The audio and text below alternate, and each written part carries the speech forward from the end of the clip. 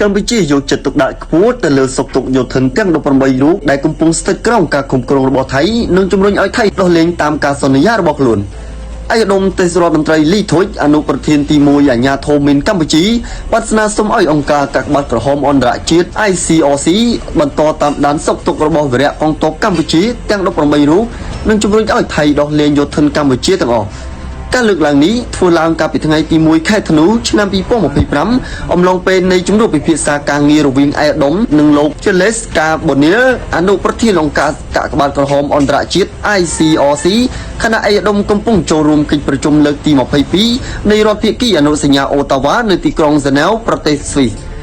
ឯកឧត្តមទេសរដ្ឋមន្ត្រីបានថ្លែងអំណរអគុណទៅដល់អង្គការកាកបាទក្រហមអន្តរជាតិដែលបានផ្ដល់កិច្ចសហប្រតិបត្តិការនិងគាំទ្រដល់កម្ពុជានៅក្នុងការទាមទារឲ្យដោះលែងវីរៈកងទ័ពកម្ពុជាទាំង18រូបដែលត្រូវបានចាប់ខ្លួននិងដាក់ស្ថិតក្រោមការគ្រប់គ្រងដោយខុសច្បាប់របស់យោធាថៃ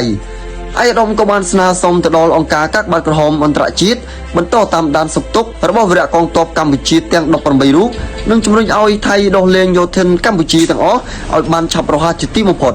ដើម្បីឲ្យពួកគាត់អាចត្រឡប់មកជួបជុំគ្រួសារវិញប្រកបដោយសុខសុវត្ថិភាពជាការឆ្លើយតបលោក Charles Carbonell បានលើកឡើងថាអង្គការកាកបាទក្រហមអន្តរជាតិនឹងបន្តតាមដានសុខទុក្ខរបស់វីរៈកងទ័ពកម្ពុជានិងសន្យាធ្វើការបន្តចំពោះបញ្ហានេះជាមួយគ្រប់ភាគីពាក់ព័ន្ធសូមបញ្ជាក់នៅថ្ងៃទី2ខែធ្នូឆ្នាំ2025នេះជាថ្ងៃទី126ហើយដែលវីរៈកងទ័ពកម្ពុជាចំនួន18នាក់ត្រូវបានចាប់ខ្លួននិងដាក់ស្ថិតក្រោមការគ្រប់គ្រងរបស់យោធាថៃ